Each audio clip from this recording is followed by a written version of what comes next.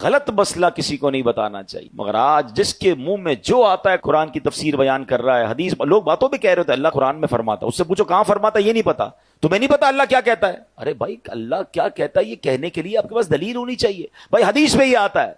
آپ نے کون سی حدیث پڑھی ہے؟ وہ میں نے سوشل میڈیا پہ پڑھا تھا، بھائی سوشل میڈیا کی ہر بات حدیث ہو جائے گی، ہر بات قرآن ہو جائے گی، ہر چیز کو فارورڈ کر دیں گے، ہر پوسٹ کو فارورڈ کر دیں گے، کیا پتا وہ غلط ہو،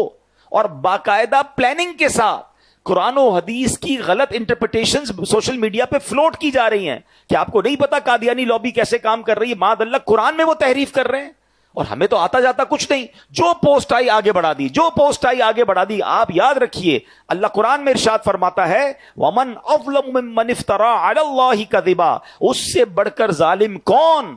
جو اللہ پر جھوٹ باندھے۔ اللہ پر جھوٹ باندھنے کا مطلب کیا ہے کہ اگر کوئی یہ کہے کہ اللہ یہ فرماتا ہے، اللہ کے رسول یہ فرماتے، تو اللہ رسول پر جھوٹ باندھنا ہوا نا، نہیں فرمایا انہوں نے۔ کیا آپ کو پورا قرآن یاد ہے؟ آپ کو پوری حدیثیں یاد ہیں؟ ہر پوسٹ کو فارورڈ کرنا ہے؟ کتنی من گھڑت حدیثیں، کتنی من گھڑت روایتیں سوشل میڈیا پہ فلوٹ کر دی جاتی ہیں، مسلمان اس کے ساتھ چل رہے ہوتے ہیں۔ ایسا نہ کریں، آپ کو نہیں کنفرم آپ مسئلہ آگے نہ بتائیں، کیونکہ مسئلہ غلط بتایا اور وہ جب تک عمل کرتا رہا اس کا عذاب کس پر آئے گا۔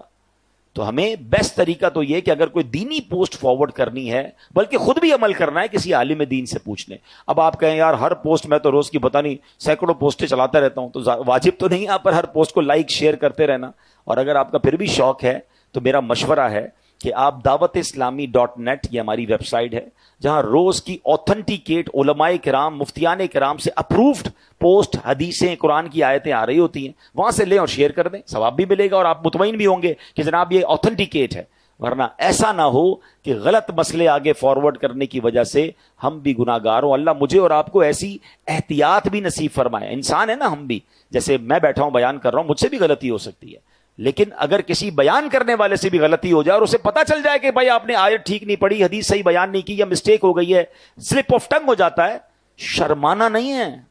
ہاں فوراً بتائیں کہ میری غلطی ہے، میں نے غلط پڑھا تھا، صحیح یہ ہے، کیونکہ لوگوں کی شرم کی وجہ سے کئی قیامت میں مارنا پڑے۔ ہم نے دیکھا کہ امیر اہل سنت، فاؤنڈر آف دعوت اسلامی، اتنی بڑی ہستی ہوتے ہوئے براہ راست چینل پر بتاتے ہیں کہ بھائی فلاں مسئلے میں غلطی ہوئی تھی، صحیح مسئلہ یہ ہے۔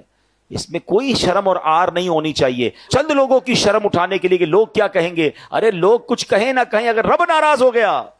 اور گناہ جاریہ ہو گیا، میں نے جائز کو ناجائز کہہ دیا اور ناجائز کو جائز کہہ دیا، تو میرے لیے تو عذاب کا باعث بن جائے گا۔ تو کبھی بھی زندگی میں اگر کوئی آپ کو بتا بھی دے نا کہ یار آپ سے یہ غلط مسئلہ بیان ہو گیا ہے، آپ نے یہ مسٹیک کی ہے، تو اس میں ایک منٹ نہ لگائیں اور فوراً اس کو ٹھیک کریں، اور الحمدللہ علماء حق سے رابطے میں رہیں تو انشاءاللہ اس کی برکتیں ملتی رہیں گی۔